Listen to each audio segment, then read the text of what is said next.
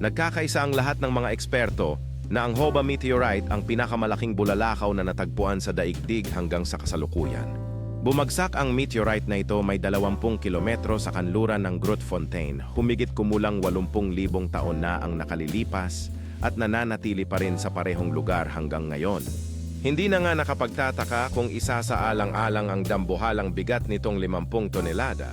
Noong taong sangguniang 1900 at 20 sumabit ang araro ng nakatuklas nito sa meteorite na noong panahong iyon ay nababalutan pa ng makapal na buhangin. Pagkatapos nito ay hinukay ito patungo sa ibabaw at ang nakapalibot na lugar ay binuo bilang maliliit na terasa na may hugis ampitheatro upang mas madali itong mapasyalan ng mga turista. Ang dambuhalang bato na may sukat na 2 punto, 70 bawat 2 punto, 20 metro at taas na 1 metro ay tinatayang nasa pagitan ng 200 at 400 milyong taong gulang na